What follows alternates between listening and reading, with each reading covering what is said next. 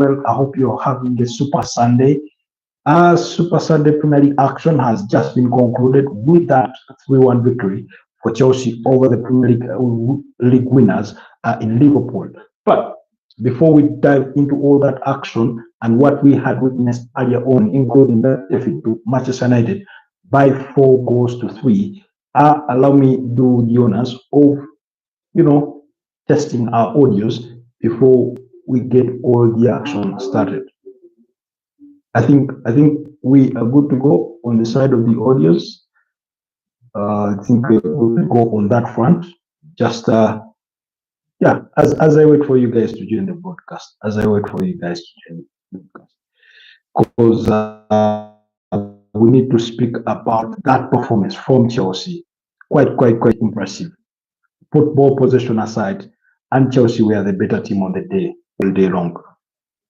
If any side looked like they wanted it more, it was that Chelsea team. Of course, Liverpool, you get the feeling that they started with a weaker team in terms of the starting lineup that they went out, but that goes without saying, because when you look at that Chelsea 11, it wasn't the best that they have to offer, because when you have Trevor Chalobah in your starting lineup in the centre back pairing alongside, okay, Levi Colwill is a mainstay, but when you have Moises Caicedo at right back, he does play there, he has played there before at right back, but we all know he's more prominent in that holding midfield role and that kind of thing. But overall, I thought they were the better performers. In terms of the starting 11 they put out, of course, you got the feeling that they were a bit stronger than Liverpool, although I'd given it to Liverpool. My prediction had been a 1-all draw, but if any side were to edge it, I thought it would tilt towards Liverpool, and they showed that in dominating possession overall to around 64%. There are about 65, depending on what side you do find your statistics on. So, but it was that kind of performance. Of course, Liverpool were not spirited at all. Marco Lodo, how are you? Greetings from Italy. Oh, wow, that's interesting. Nice to hear from you. I'm from Uganda, Kampala, Uganda, East Africa. That's where I am from. Have you ever heard of Uganda, Marco? Let me hear from you. And okay, that's good to know that you're doing fine. Have you ever heard about Uganda? Why do you want to know my age, Marco? I'm in my 30s. That's all I can say. I'm in my 30s. But to all those just joining the broadcast, kindly like the broadcast, kindly subscribe if you're new to the channel. Please consider subscribing to the channel, but also like the broadcast. Never been in Africa. Okay, I would like to invite you to come to Africa whenever you find the opportunity. If you can ever come and visit Uganda. If you ever get the opportunity, come and visit Uganda. Very good country. Thank you for the subscription. Banana, hello, I'm Banana. Hi, Banana. Where are you tuning in from? Where are you joining us from? Kindly let me know. Where are you joining us from, Banana? And how has been your day? Do let me know. For those that have just joined us, kindly consider liking the broadcast. You look big. Do you play sports? Not actively at the moment, not actively, but I used to play a bit of football. I played a bit of volleyball and that kind of thing. Big shoulders and neck. Thank you, Marco. Thank you, Marco. But if you ever get the chance to make a trip to Africa, come to Uganda. And if you need me to show you around, be sure I can get you hooked around. Banana, return to the broadcast and let's chat. Marco, what team do you support? Anywhere in Europe, whether it's in the Italian Serie A, whether it's in the Premier League, whether it's in the Spanish La Liga, do let me know what team do you support. Kindly let me know. As I respond to this person here.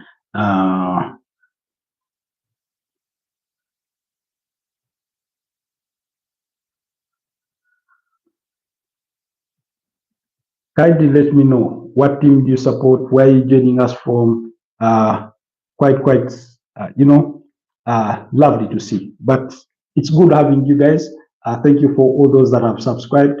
Thank you for all those that keep, loving what we do here. Like I said, we just completed Premier League. I'm not a football follower. Okay, what sport do you follow most? Do you love any sport, Marco? It's okay not to follow football, but it's okay. Some people prefer other different sports. I know a friend of mine that loves Formula One more than any other sport. I know another who loves rugby more than any other sport. Then there's another who loves cricket. And yesterday I was joined by a couple of people from India and Pakistan, and uh, just I look Italia football national team. Okay, that's good. That's good. The Federico Chiesas of this world, the Manuel Locatelli in the composition of that team. Of course, Jorginho is edging out. Uh, Gianluigi Donnarumma. Yeah, that national team. Italians are very good footballers. But anyways, like I was saying, away back from that Super Sunday action. And Liverpool have just lost to Chelsea by 3 goals to 1 as Chelsea kept their Champions League dream alive. Are you able to crack your are you able to crack your neck? What do you mean crack my neck? Like the twist, or what do you mean by that? My neck is flexible. It's fine. It's fine. It's fine. It has no problem. Possibly I appear or I look in the camera much bigger than I am, but that's it. Anyways, like I was saying, Joseph kept their Champions League qualification dream alive with that victory. Cole Palmer ending his 18-match goal scoring drought with the late minutes with a late, a penalty there, beating also Ramses Baker in goal. Of course, Enzo Fernandez did score to open the scoring for Chelsea in as early as the 3rd minute of the game.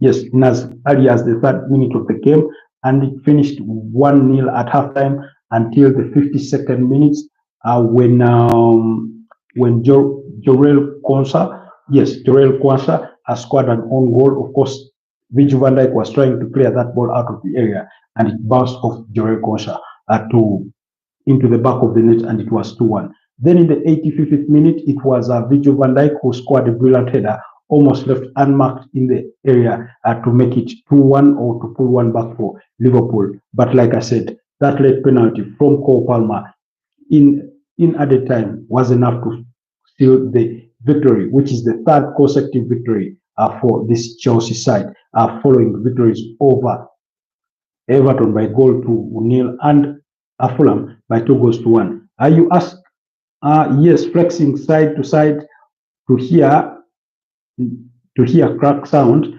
I do to reflex my neck when I feel tension. Okay, I understand what you mean. Can you do that? Yes, I can do it. Only that right now you may not hear the cracks, but I can. My neck is flexible. I can twist it. I'm really fine. I also do that a bit of time when I feel a bit of spinal pain on the upper side of my back.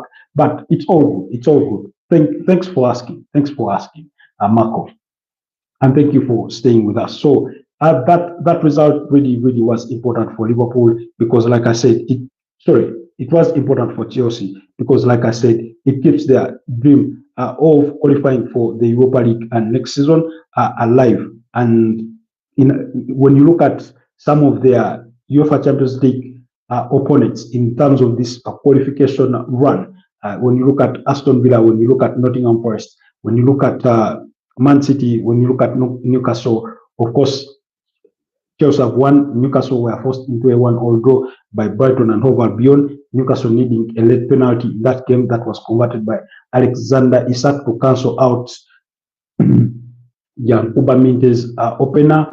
You could do that one time. Yes, I'll do it for you one time maybe, but possibly not today because maybe I did it during the day and the cracks are already out. Sometimes they come out, sometimes they don't. So that victory is quite really important for Chelsea. And then, of course, still in that pursuit, of course, Aston Villa did complete the 1-0 victory over the weekend against Fulham, and that goal scored by Yuri Tielemans, so they also gave themselves that bit of a fighting chance. While Nottingham Forest, who lost to Brentford on Thursday by 2-0, will be looking forward to getting back to action on Monday night. Yes, in the Monday night football, that fixture should be coming on our screens when they face off with Crystal Palace tomorrow at 10 p.m. East African time. But in the other results of the day, like I said, Brighton forced Newcastle in a 1-all draw, while Tottenham Hotspur and West Ham also shared the scores in a 1-all draw. Gerard Boyd scoring that in that game to cancel out Tottenham Hotspur's lead that had been scored by none other than Wilson Odegaard. For those of you that do remember him, last season he did ply his trade at Burnley, who were under the charges of Vincent Kompany, who is now currently at FC Bayern Munich. Then in the other area result of the day, of course, Manchester United losing to Brentford by 4-3. Kevin Shedd getting a brace in that one, as well as Johan Wissa scoring also for Brentford, while the other was an own goal by Luke Shaw.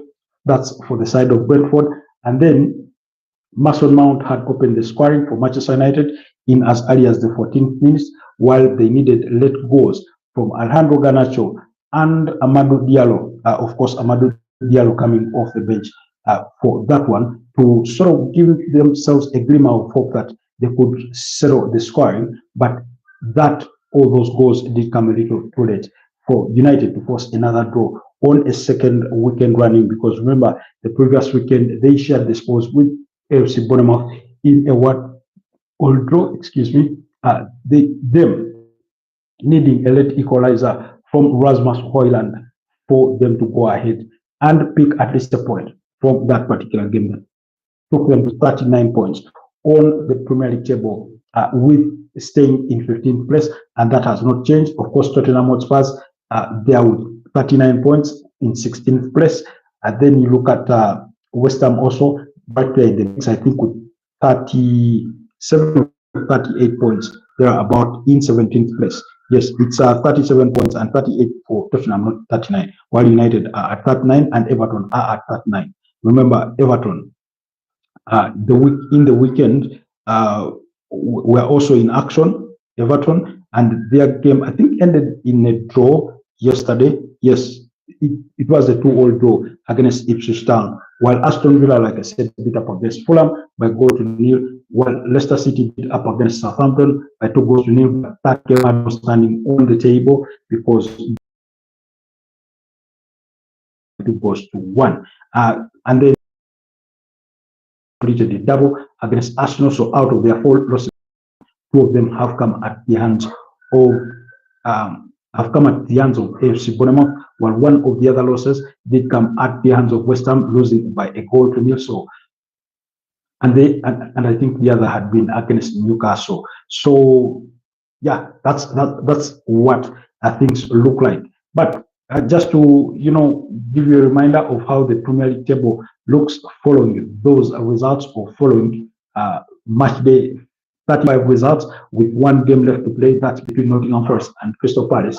Like, I think it's no need for us to remind ourselves that Liverpool are already champions, but Arsenal are now in 2nd place still with 67 points, only 3 points above Man City, and only 4 points above Newcastle as well as Chelsea. Now, the more the season wears off, the more Arsenal fans may realize how bad a season they've had, the more probably they will realize that they've not been any better than the likes of Man City, than the likes of Chelsea, than the likes of Newcastle, than the likes of Nottingham Forest, than the likes of Aston Villa. I can see Samrat Day. Man nigga, what's up? I'm good, Samrat. How are you? Nice to have you back. Thank you for returning to the broadcast. How are you doing? How has been your day? Kindly consider liking the broadcast. And thank you for joining us. I hope you're doing well today. I hope you're really doing well today. So in that context, so for me, I really feel that at the end of the season, when we finish all the 38 games that respective teams have to play, then clearly the margins are going to be very small, especially for a second place team and the seventh place team on the Premier League table. And that will really tell Arsenal who thought they will be title contenders this season of how bad a season they've really had it. Of course, in midweek, they do return to action with that return leg fixture against Paris Saint-Germain. I forgot to subscribe to your channel, brother. My bad. You are very polite, so subscribe. Thank you so much, Saman, for subscribing to the channel. Much appreciated. Really, really, I really appreciate your support. Really appreciate the support. Like I said, I hope you've had a good day. I hope you've had a good day, because it's been a good day as far as the world of football is concerned. Earlier on, Real Madrid, of course, did win their game against Celta Vigo. Kylian Mbappe scoring the burst in that one, as well as Adagula on target to score his 50th goal of the season, and he's provided about what 13. Sorry, provided about 18 assists in this campaign. So really, really good performance. So when I look at our numbers, we're at 1,142 with us. Samrat is the 1,142nd subscriber to the channel. So much appreciated. A Real Madrid fan here, bro. Oh, that's really nice. Nice to hear that you are such a Real Madrid fan. I'll be interested in hearing, Samrat, who is your favorite Real Madrid player?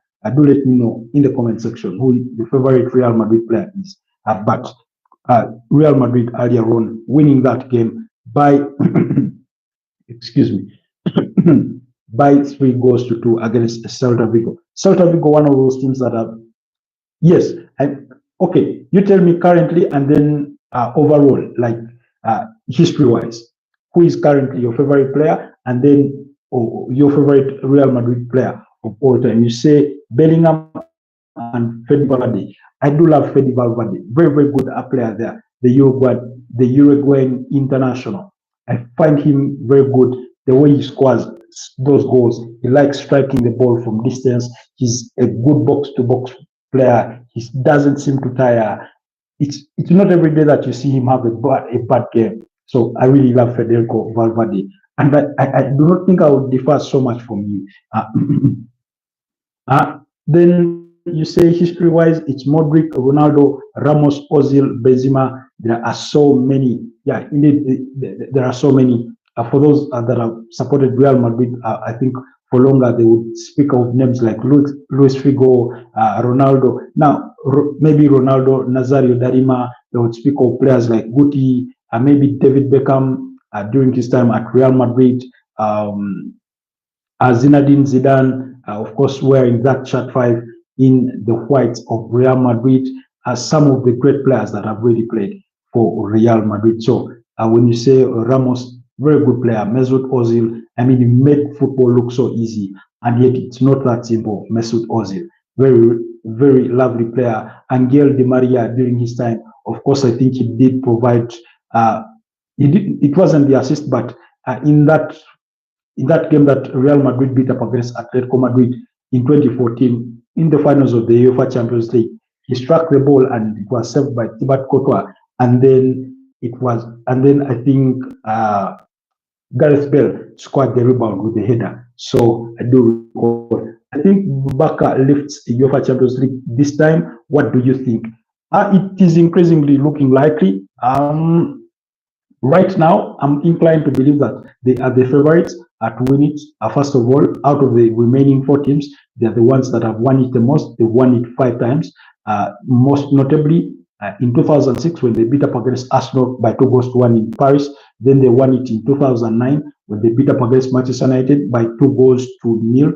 That's 2009. Then in 2011, they beat up against Manchester United, I think by 3-1, and then they won it. And then, of course, in 2015, they beat up against Juventus by 3-1 and won it. Those goals were scored by Ivan Rakitic, Luis Suarez, and I think Neymar. were the goal scorers, while Alvaro Morata scored the only goal for Juventus in that final. At that time, they were under the charges of Luis Enrique, who is currently at PSG. So for me, they have the advantage.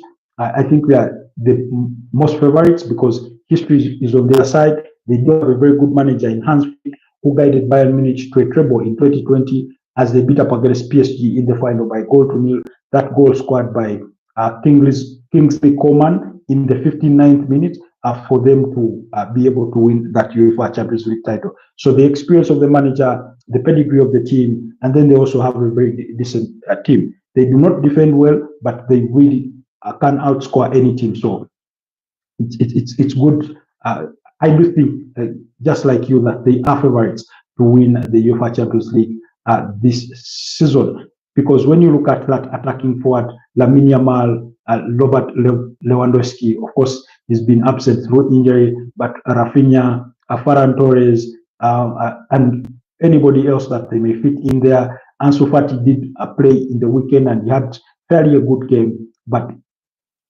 I mean, that midfield, Pedri, Gavi, of course, Frankie de Jong, you do have Dani Olmo, Fermin Lopez, very, very good. Right and going forward, they really do stand out. It's in defense where they do get problems with the likes of Jules Kounde, who is now injured. Of course, sometimes they don't get it right. Kubasi Casado is also back in training. The player that has been deployed in midfield oftentimes. Then, so when it comes to the return legs, after the first leg, say kids today think Barcelona.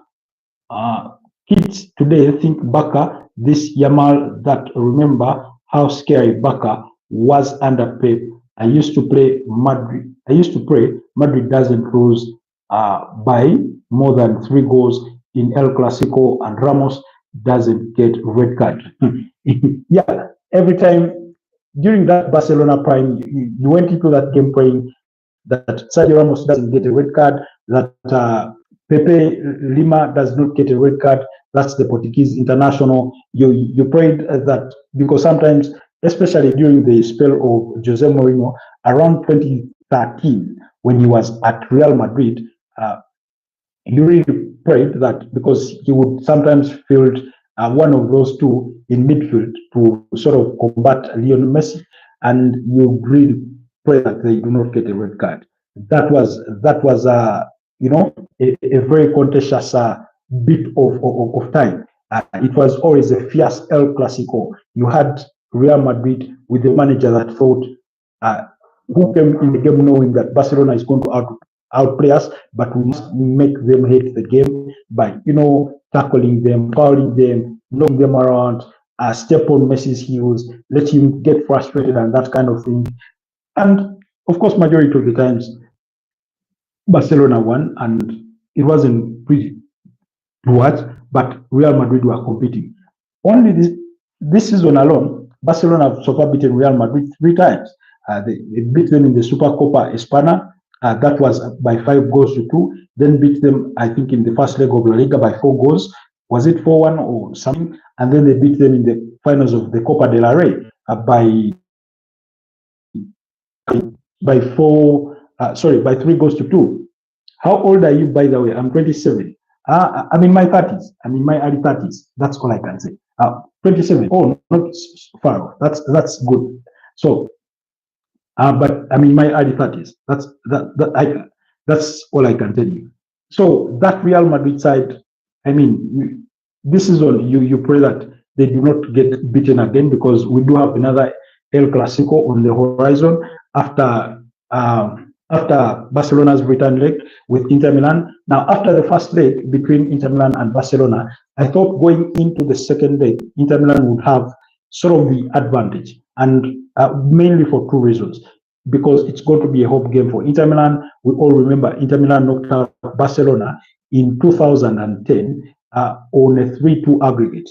They beat Barcelona by 3 goals to 1 at San Siro.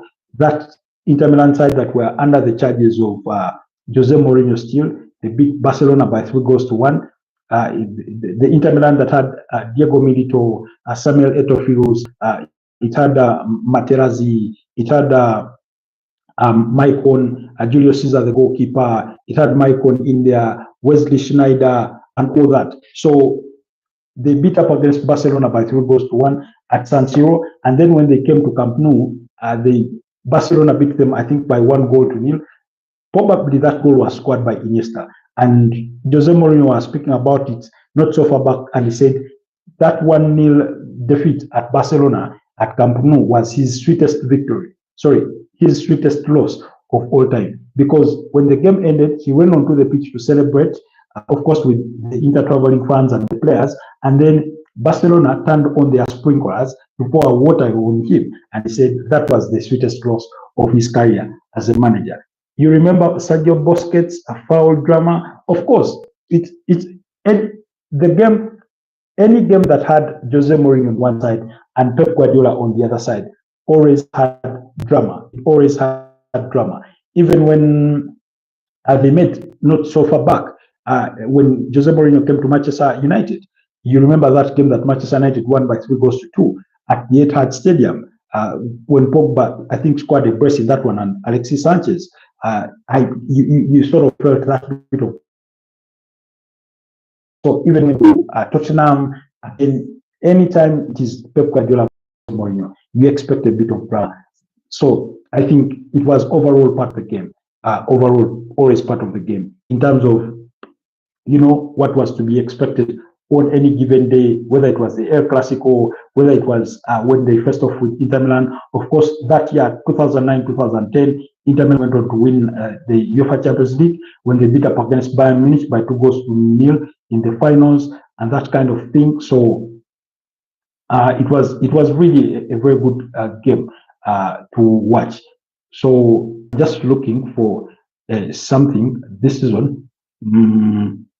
Yes, Barcelona beat up against Real Madrid at the Santiago Bernabeu by 4-0 this season. Goal scored by Robert Lewandowski, scoring the burst in that game. Lamine Yamal as well as Rafinha there. So they really beat Real Madrid very bad. And I get the feeling they will beat them because that game is going to come at a time. In fact, it's going to come on Sunday, 11th May.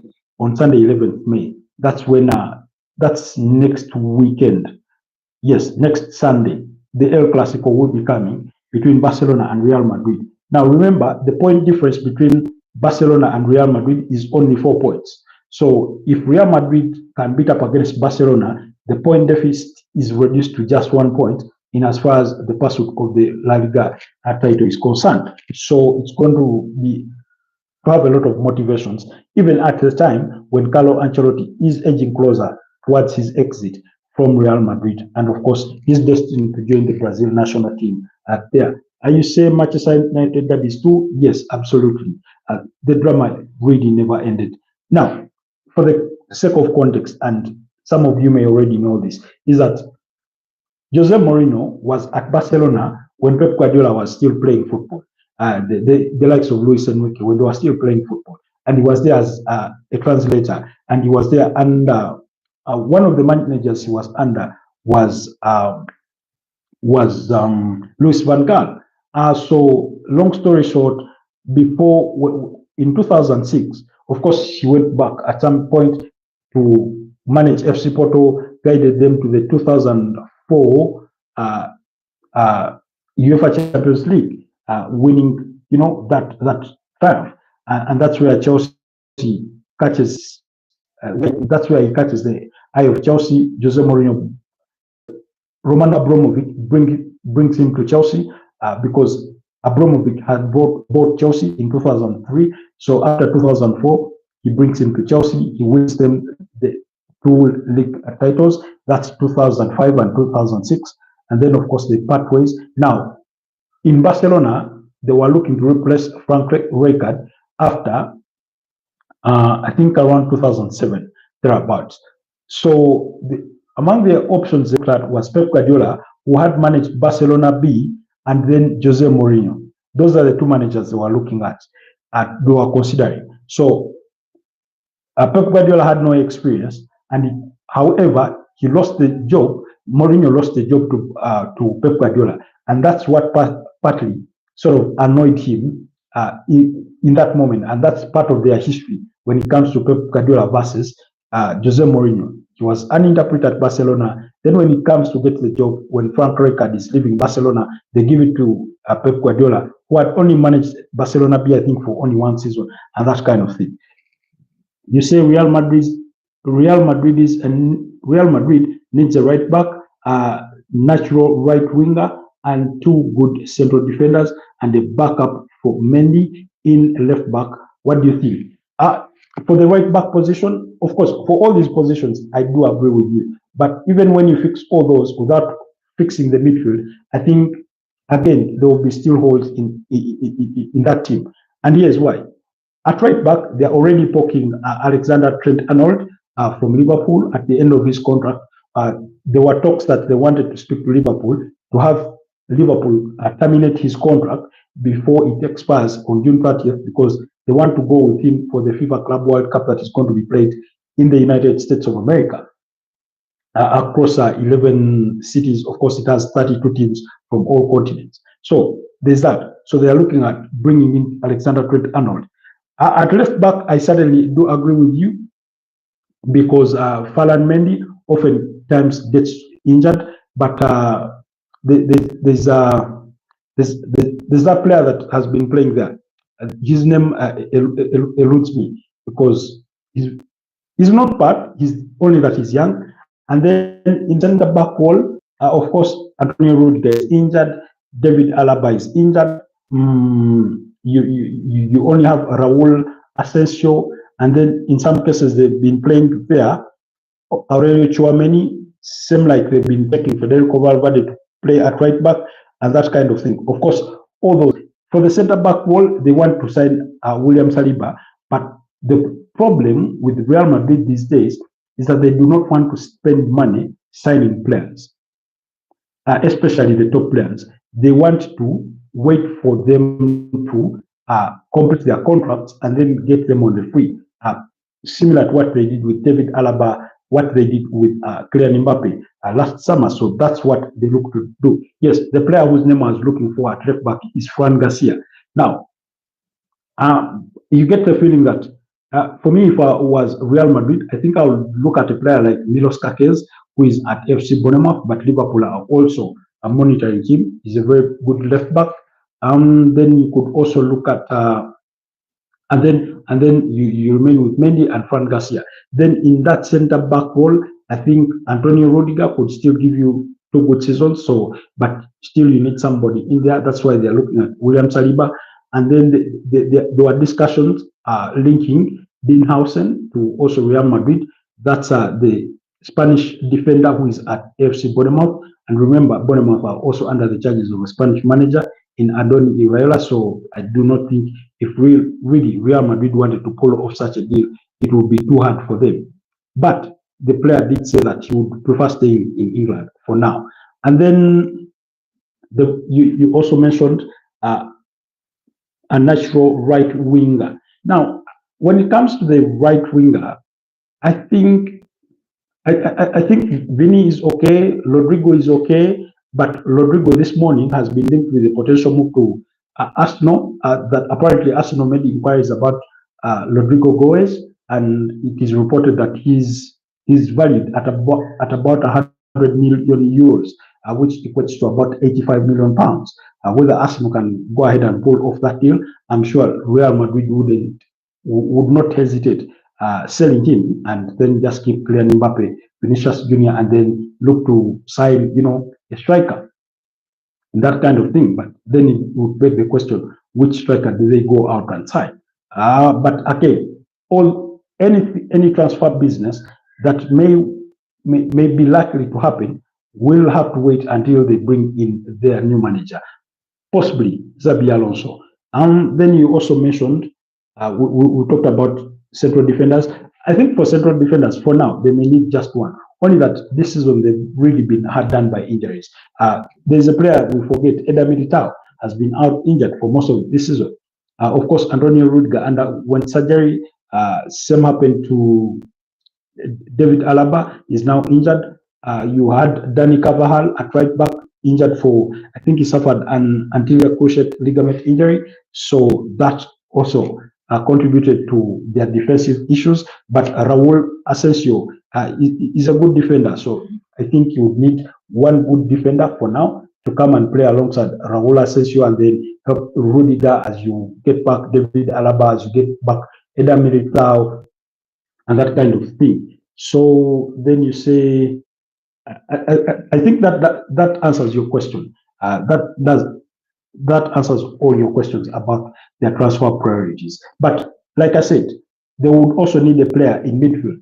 And the reason why I say that is because Luka Modric is 39. He's probably going to leave the club at the end of the season. And then last summer, last season, or at the end of last season, they lost Toni Kroos, who they did not replace. Now, you have Eduardo Camavinga and Aurelio Tchouameni, who for me I think are both holding midfielders, although Tchouameni can also play as an 8.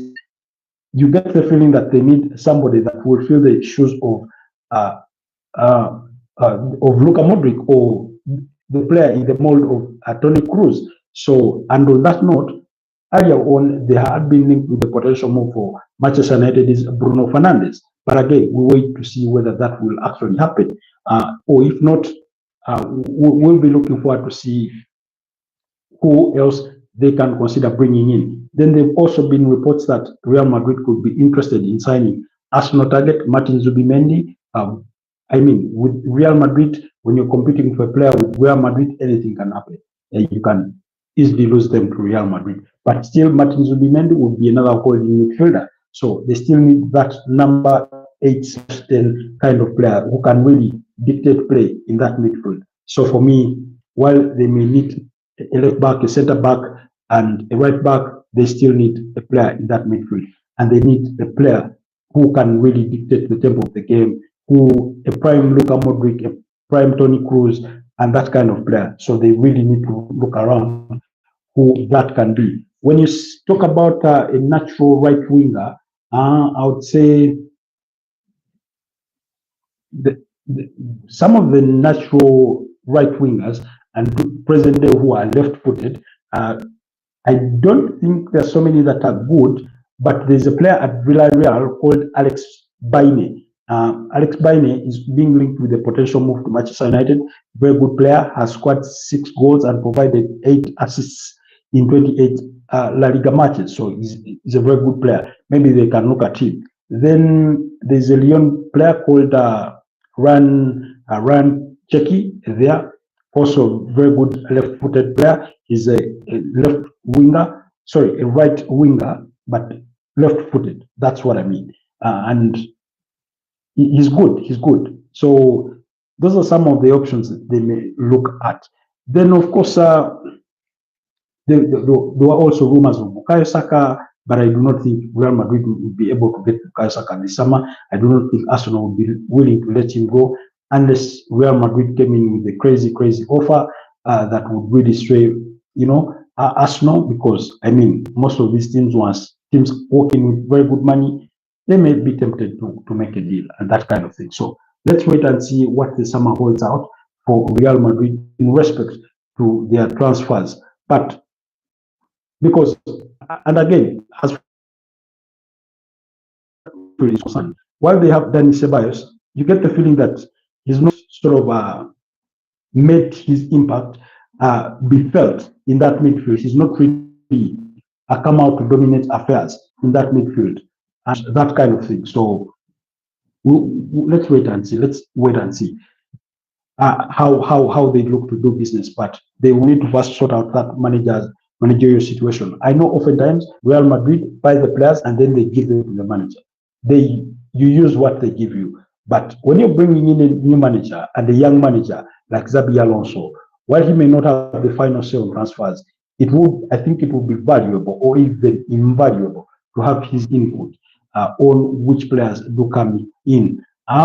Then there's a Farrelline Bats, yes, Bats, that player, very good player that's been mentioned so much in the media.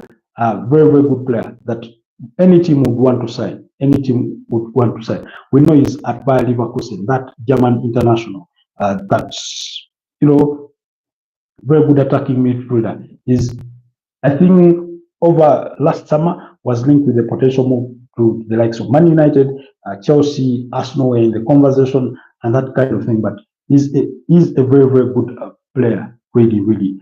Born in 2003, only 22 years of age. So really, Florin Vat is one good player that, most clubs, I'm sure, would really want to look at in terms of signing attacking midfield. As far as this season is concerned, in 29 appearances, he's had 10 goals and 10 assists. That's a 20-goal contribution as far as the German Bundesliga is concerned. Now, that's a good return. And for me, as an Arsenal fan who thinks that Arsenal needs a replacement, okay, not a replacement, but a backup for Martin Odegaard, Vat would be one of those players that Arsenal should be looking to sign. And then there's Kevin De Bruyne, who is leaving Man City at the end of the season. Now, Kevin De Bruyne is a short-term fix, while Florin Vat would be a long-term fix for any team that may want to sign him. So there's that. Someone, I'll come back and let me know if that submission does really answer your question as far as you're concerned with the Real Madrid affairs. Otherwise, we are 41 minutes into the broadcast.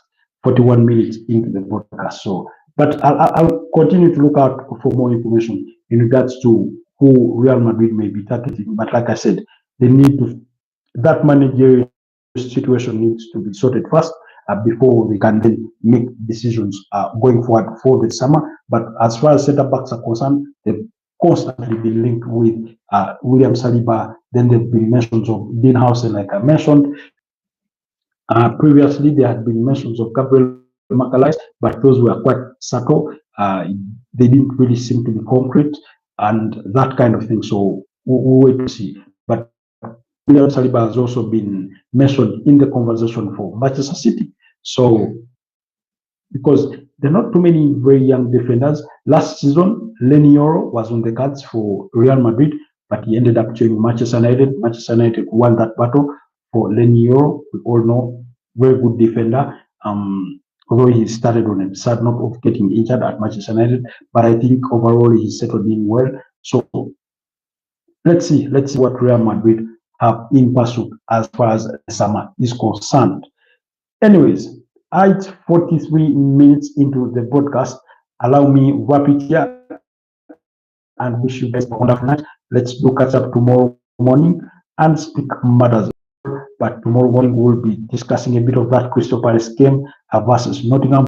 I will be talking about a bit of transfer rumors or speculation in regards to some of your clubs and any other news that may come along, because and then of course build up to that midweek action in the UEFA Champions League, in the UEFA Europa League, as well as the UEFA Conference League and all that. So for now, have yourselves a blessed night and bye-bye for now.